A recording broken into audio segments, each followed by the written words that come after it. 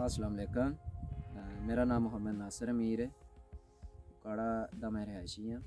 यह प्लाट जिहड़ा तुसी मेरे पिछे देख रहे हो, एक गंदम दा प्लाट है। इस प्लाट के उपर असी पहले फ्लैट जमीन ते काश्त करते सी गंदम। साड़ी अच्छी एवरेज नहीं आती सी। इस दफ़ा असी सावी एडवाइजरी के तहत असी इनू खालियां दे उपर काश्त किया वा, जिंदे नाल तुसी फसल देख सकते हो कि भरपूर फसल है।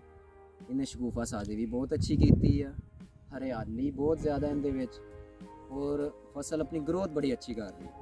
दूसरा, इनके उपर असी सुरगाब प्लस कॉकटेल का स्प्रे किया। उनके नाल की होया कि इन्हें शगुफा साजी दे नाल अपना पत्ता चौड़ा किया, अपना कलर चेंज किया, काला कलर हो गया, जिस तरह दिल खुश हुंदा फसल देख के। ठीक है। दूसरा, असी अपने मोबाइल दे विच सावी नाम तो एक एप्लीकेशन की है। असी जो भी अपनी फसल ते काम कर रहे हैं, असी उस एप्लीकेशन तो देख के काम कर रहे हैं। उनदे विच सानू की मिल रहा, सानू मौसम की अपडेट मिल रही है।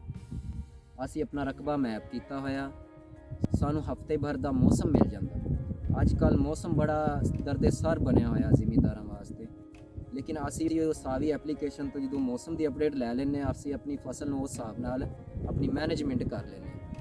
अपनी फसल टाइमली असी चुक लें, अपनी काश्त कर लें। दूसरा, सावी दे विच जिन्ने भी फसलों के बारे अपडेट होंदी है, फसलों के बारे इन्फॉर्मेशन असी उस सावी ऐप दे विच असी लै लें। कंपनी की तरफों उन्हां दा नुमाइंदा भी साडे कोल विजिट करता हफ्ते बाद, वो भी सानू रहनुमाई करता वा। दूसरा, इन्हां दा जिहड़ा सैटेलाइट बेस जिहड़ा सिस्टम आ, वो सानू घर बैठिया ही सानू कॉल आती उन्हां दे हैड ऑफिस तो, सानू बड़ा अच्छा गाइड करते, सानू फसलों के बारे पुछते हैं, असी उन्होंने सवालात पूछ लिए।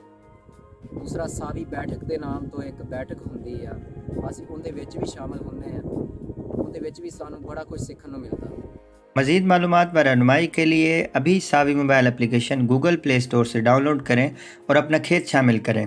हमारे यूट्यूब चैनल को सब्सक्राइब करें और हमें लिंक्डइन पे फॉलो करें।